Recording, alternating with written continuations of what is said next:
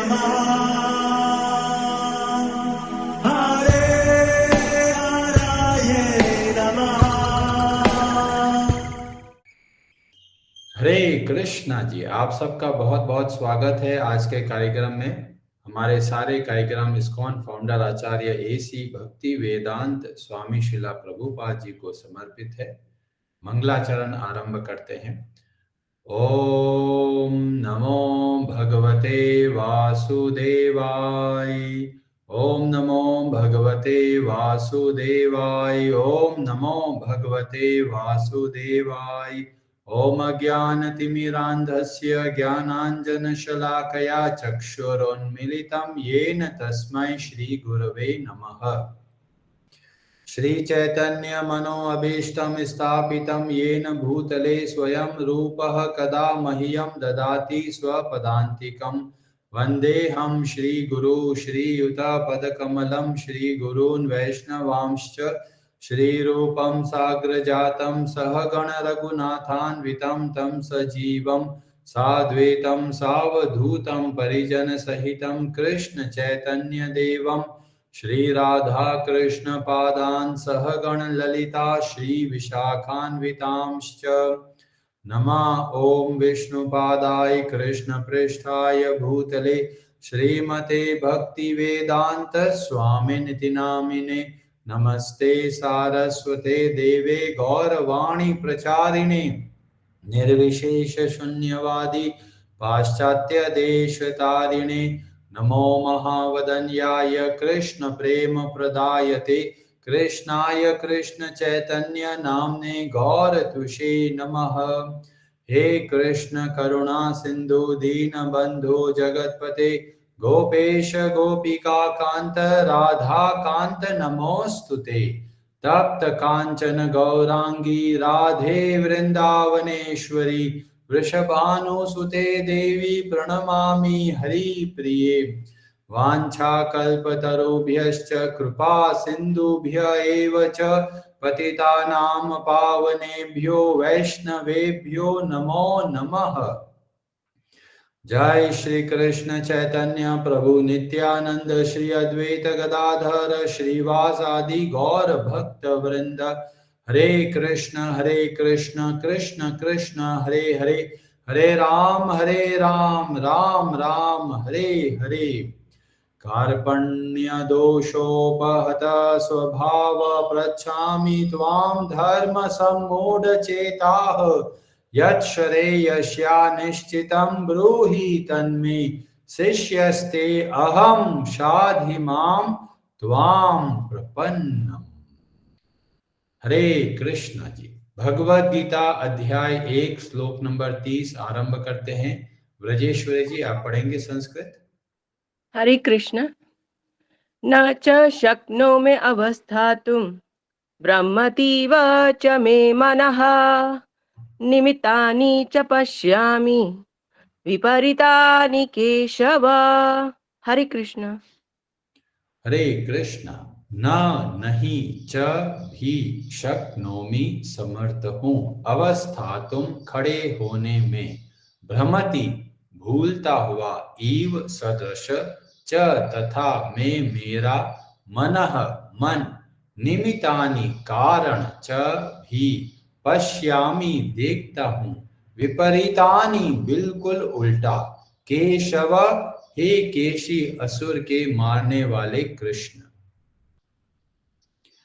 मैं यहाँ अब और अधिक खड़ा रहने में असमर्थ हूँ। मैं अपने को भूल रहा हूँ और मेरा सिर चकरा रहा है।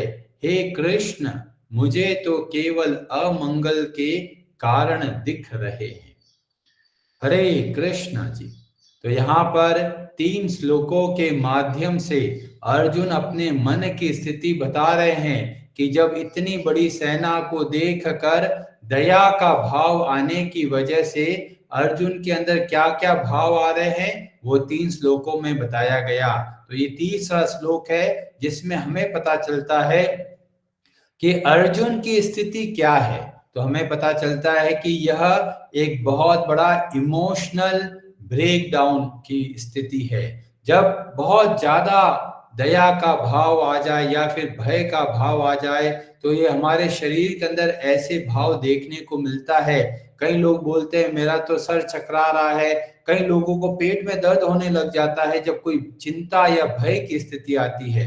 तो ऐसी स्थिति में क्या करना है, वह हम इस श्लोक के माध्यम से सीखने का प्रयास करेंगे।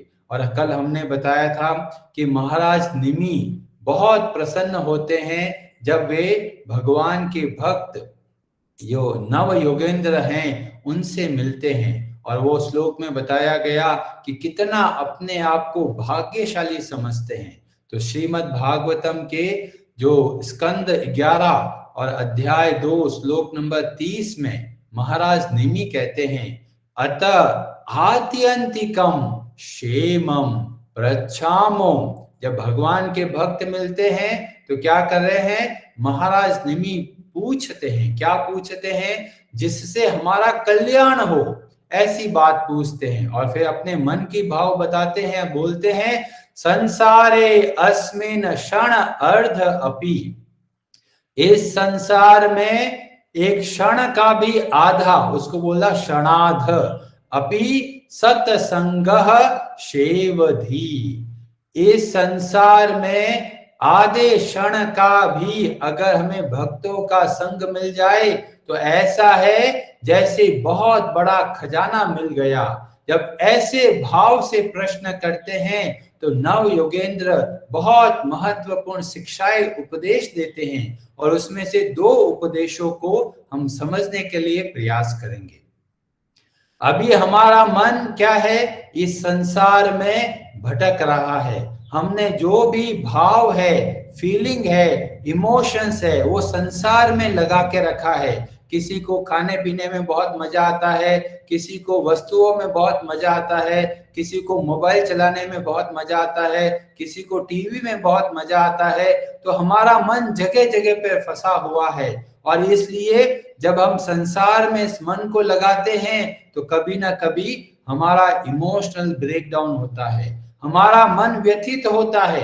और इसीलिए जब हमें पता चलता है कि ज्ञान चक्षुओं के द्वारा हमको समझना है कि संसार के पीछे भगवान है और सब भावनाएं जब हम भगवान की ओर केंद्रित करते हैं तो हम सदैव प्रसन्न और स्थिर रह सकते हैं। तो इस बात को बताने के लिए नव योगेंद्र बहुत महत्वपूर्ण शिक्षा देते हैं। श्लोक नंबर 36 में बताया गया और वो बोल रहे हैं, कायेन वाचा मनस इंद्रिये वा। शरीर के द्वारा, वाणी के द्वारा, मन के द्वारा, इंद्रियों के द्वारा, बुद्धया आत्मना वा अनुसृत स्वभावात्। बुद्धि के द्वारा, खुद के द्वारा, अपने स्वभाव के द्वारा जो जो कार्य करते हैं, करोति यद यत सकलम। जो जो कार्य हम करते हैं उसको क्या करना है, परस्मै नारायणाय इति समर्पयेत तत्। जो जो कार्य करते हैं उनको हमें भगवान नारायण के लिए समर्पित करना है। ऐसे भाव से हमको कार्य करना है। बहुत सरल विधि, बहुत ही शक्तिशाली मेथड है कि हम अपने आप को भगवान से जोड़ सकते हैं। इस संसार में रहते हुए जो जो वस्तुओं में मन लगता है उन वस्तुओं के पीछे भगवान का हाथ देखेंगे तो हमारी सारी भावनाएं भगवान की ओर केंद्रित हो जाएगी। तो बहुत बड़ा हमारा कल्याण कैसे होगा, जब हम सारे कार्य को नारायणाय इति समर्पयेत तत्, इस भाव से कार्य करेंगे। परिवार को संभालना है, भगवान की सेवा समझ के करना है, भगवान को समर्पित करना है, इस भाव से कार्य करना है। योग करते हैं, प्राणायाम करते हैं, एक्सरसाइज करते हैं, जिम जाते हैं, अच्छा खाना खाते हैं, शरीर को स्वस्थ रखने के लिए सारे कार्य करते हैं, पर भाव क्या होना है, यह कार्य भगवान के लिए कर रहा हूं। जब यह भाव रखेंगे तो हमारा सारा इमोशन जो अभी इधर उधर भटक रहा है वो सीधा के सीधा भगवान से जुड़ जाएगा। इतना सरल अगर हम लोग ये जीवन में उतार देते हैं तो हमारा जो इमोशनल ब्रेकडाउन होता है वो बहुत कम हो जाएगा। क्योंकि जब हम अपने भावों को भगवान की पे और केंद्रित करते हैं तो भगवान हमारे भावनाओं को समझते हैं और इस बात का बहुत ध्यान रखते हैं कि हमारी भावनाओं को ठेस नहीं लगे। संसार में लोगों में अगर भावनाएं लगाते हैं तो वो उतना कद्र नहीं कर पाते और कभी ना कभी इमोशनल ब्रेकडाउन होता है। खासकर हम लोग देखते हैं कि अगर हमने किसी की सहायता करी है और वो वापस पलट के देखता भी नहीं है तो हमारे मन में ठेस लगता है। क्यों? हम सोचते हैं अरे उसके लिए मैंने इतना काम किया और आज वो हमको पूछता भी नहीं है। क्योंकि हमने उस व्यक्ति के प्रति हमने इमोशन जोड़ दिए। अब इसी को अगर सही तरीके से देखा जाए तो यह है कि जब हम किसी की सहायता करते हैं तो हमको सोचना है, हे भगवान आपका बहुत बहुत धन्यवाद, आपने मुझे इस योग्य बनाया कि मैं किसी की सहायता कर रहा हूं और मैं किसी व्यक्ति की सहायता नहीं कर रहा। भगवान ये आपके लिए कर रहा हूं। जब यह भाव रखेंगे तो सामने वाले के प्रति हमारी एक्सपेक्टेशन वो कम होती है, जिससे अगर वो हमारे सामने अच्छा व्यवहार करे तो भी कोई चिंता नहीं और अगर वो सामने वाला बुरा व्यवहार करे तो भी चिंता नहीं, क्योंकि हमारा ध्यान उस व्यक्ति पर है ही नहीं, हमारा ध्यान भगवान पर है। और इस तरीके से हम संसार के सारे कार्यों को करते हैं तो बड़े आराम से एक स्थिर मन से रहते हुए इस संसार में आराम से रह सकते हैं। तो ये बताया पहली टेक्निक। दूसरा बताया क्यों ऐसा होता है कि हमारे मन में डर आता है, डर की वजह से तरह तरह के भाव आ जाते हैं। तो श्लोक नंबर 37 में बताया गया, भयम द्वितीय अभिनिवेशतः। भय प्रकट कब होता है? जब हम भगवान से अलग किसी को कुछ समझते हैं और वह व्यक्ति जब सोचता है और भगवान के बारे में भूल जाता है तो ही भय आता है। पर जैसे ही भगवान का हाथ देखते हैं तो हमारा सारा भय चला जाता है। जैसे जीवन में अगर दुख आ गया, विपत्ति आ गई, हमको डर लगने लग जाता है। हम सोचते हैं अरे भविष्य में काम कैसे करेंगे, पर जैसे ही हमें लगता है अरे इसके पीछे तो भगवान की कृपा है तो तुरंत हमारा डर चला जाता है। तो डर क्यों लगता है? डर इसीलिए लगता है कि हम भगवान को भूल जाते हैं। जैसे ही भगवान का स्मरण आता है हमारे सारे भय, हमारे सारे दुख हमसे दूर होने लगते हैं। भगवत गीता में भगवान श्री कृष्ण बोलते हैं, मत चित्तः सर्व दुर्गाणि मत प्रसादात तरिष्यसि। जैसे ही हम भगवान को स्मरण करते हैं बड़ी बड़ी विपत्तियां, बड़े बड़े दुख बड़े आसानी से हम उसको पार कर सकते हैं। पर जैसे ही भगवान को भूलते हैं हमारे मन में डर आने लगता है। और इसीलिए भगवान बहुत स्पष्ट शब्दों में हमें सिद्धांत बताते हैं। भगवत गीता के 7वें अध्याय के श्लोक 14 में बताया गया, दैवी येषा गुणमयी मम माया दुरत्यया। भगवान की माया बहुत प्रबल है। कैसे इससे बाहर निकलेंगे? मामेव ये प्रपद्यन्ते मायाम एताम तरन्ति ते।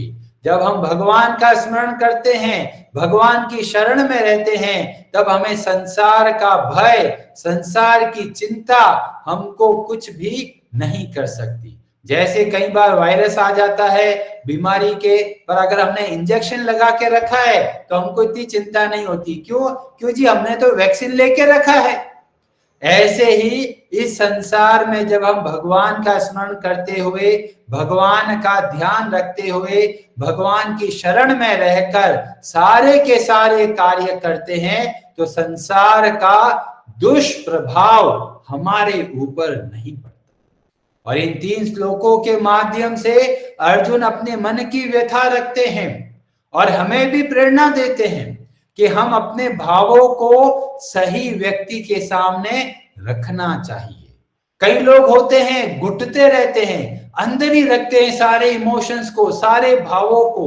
वो ज्वालामुखी की तरह कार्य करते हैं, जैसे ही उनको अवसर मिलता है ज्वालामुखी की तरह फट जाते हैं। और यह भाव हमें देखने को मिलता है धृतराष्ट्र में। बहुत क्रोध होता है पर बाहर से बहुत अच्छा दिखते हैं, सोचते हैं नहीं नहीं कोई चिंता नहीं है। और जब पांचों पांडव युद्ध के बाद में मिलने आते हैं तो बोलते हैं कहाँ है भीम, मुझको गले लगाना है। बाहर से तो दिख रहा है बहुत आनंद में है पर अंदर बहुत आग है, वो छिपा के रखे हैं अपनी भावनाओं को। तो भगवान श्री कृष्ण भीम को इशारा करते हैं रुको, तुम आगे मत जाना, पहले लोहे की एक मूर्ति है उसको आगे भेजना। और धृतराष्ट्र जैसे ही गले लगते हैं, भीम समझकर जो मूर्ति होती है वो इतना जोर से गले लगाता है कि पूरी की पूरी लोहे की मूर्ति टूट जाती है। तो हम में से भी बहुत सारे ऐसे लोग होते हैं जो हमारे इमोशंस को, भावनाओं को दबा के रखते हैं, घुटते रहते हैं। ऐसा हमको नहीं करना है। अर्जुन के इस चरित्र से हमें पता चलता है व्यथा है, चिंता है, दुख है, भय है, बताना चाहिए। क्या सबको बताएं? नहीं, सबको बताओगे तो वो आपका मजाक बनाएंगे या फिर आपकी भावना को ठेस पहुंचाने का कार्य करेंगे। इसलिए हमें सही व्यक्ति के सामने अपनी जो भावनाएं हैं उसको व्यक्त करना चाहिए। जैसे घर के अंदर दरवाजे अगर बंद रहते हैं तो दरवाजे अंदर बंद रहने की वजह से हवा में बदबू आने लग जाती है, ऐसे ही हम अपने मन के अंदर सब बातें रखते रहते हैं तो मन के अंदर घुटन रहने लगती है। इसलिए बहुत जरूरी है कि दरवाजे, जो खिड़कियां है उसको खोलना है, मतलब अपने भावों को व्यक्त करना है सही व्यक्ति के सामने। जैसे अगर कोई व्यक्ति बीमार है तो बीमार का मतलब ये नहीं कि हर एक को बोलता जी मेरे को ये तकलीफ है, मेरे को ये तकलीफ है। वो बीमार व्यक्ति का क्या कार्य है कि वो एक अच्छे डॉक्टर से मिले, अच्छे डॉक्टर को अपने बारे में बताए कि जी ये समस्या है, और अगर सही डॉक्टर है तो समझकर अच्छे से इलाज करेगा। ऐसे ही हमारे मन में भी बहुत सारे भाव होते हैं, दबा के रखते हैं, सोचते हैं अरे बताएं या नहीं बताएं। तो पहला आपको कार्य करना है, जिस पे आप भरोसा करते हैं, खासकर जो भगवान के भक्त हैं उनके सामने अपनी मन की व्यथा रखिए। जब मन की व्यथा रखेंगे तो भगवान के भक्त आपकी सहायता करेंगे। जैसा अर्जुन अपनी मन की बात, मन की व्यथा भगवान कृष्ण को बताते हैं और भगवान श्री कृष्ण समझकर और उनको मार्ग बताने का प्रयास करते हैं। तो 3 श्लोकों में इमोशनल ब्रेकडाउन का वर्णन मिलता है, साथ में हमें यह भी पता चलता है अर्जुन बोलते हैं, ऐसा नहीं मन में बैठ के रख दिया भाई घुट रहे हैं। हमको ऐसा नहीं करना है, अर्जुन से प्रेरणा लेना है कि जीवन में परिस्थिति कठिन आ जाए, मन बहुत व्याकुल हो रहा है, चिंतित हो रहा है, डर लग रहा है, भगवान के भक्तों से डिस्कस कीजिए, जिन पे आप भरोसा करते हैं, जो आपकी भावनाओं को समझते हैं और आपको सही मार्ग बता सके। तो दोनों ही चीजों का ध्यान रखना है, घुटना भी नहीं है और सबको बताना भी नहीं है। सही व्यक्ति को जितना आपके मन में व्यथा है वो आप अवश्य बताइए। हरे कृष्णा जी, आप सबका बहुत बहुत धन्यवाद। हरे हरे नमः।